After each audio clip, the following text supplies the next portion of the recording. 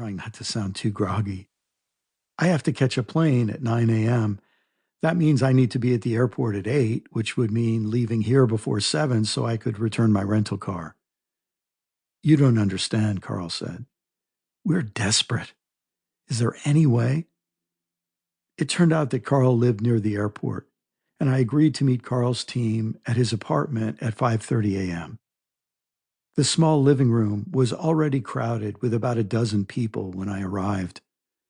Delia, Carl's wife, had prepared a last-minute breakfast buffet that didn't look last-minute at all.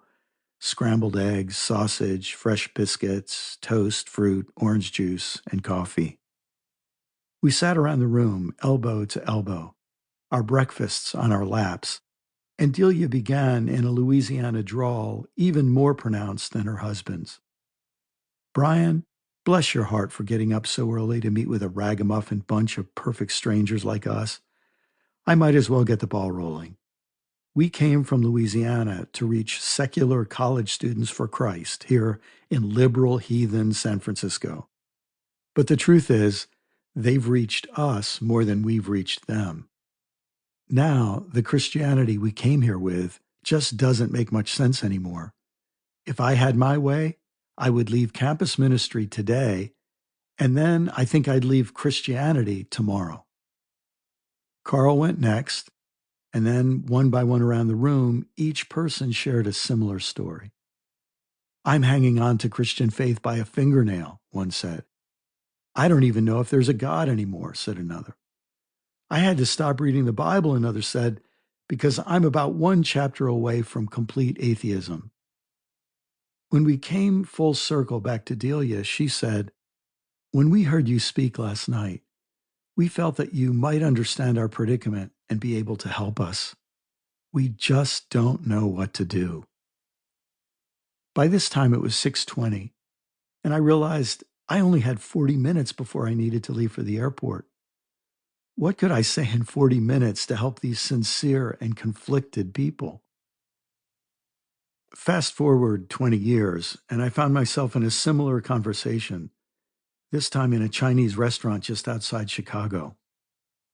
I looked around the table and saw a sampling of mainline Protestant clergy, an Episcopal priest and a Presbyterian pastor to my left, two Methodists and a Lutheran across from me, and two post-evangelicals now in the United Church of Christ to my right.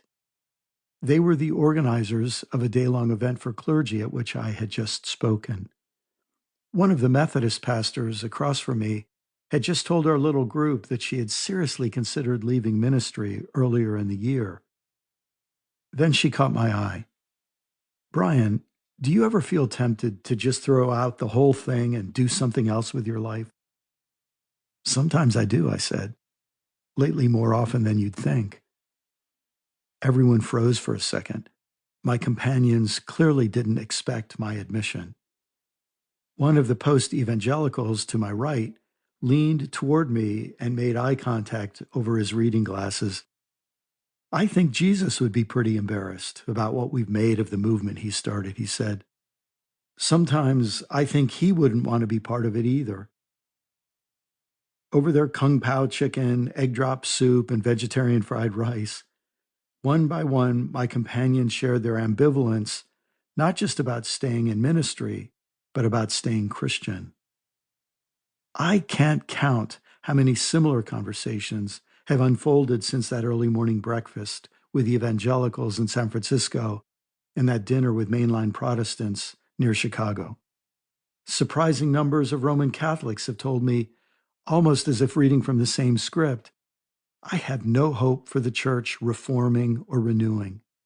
My only hope is that it collapses and dies soon, before it does too much more harm, so something new can be resurrected.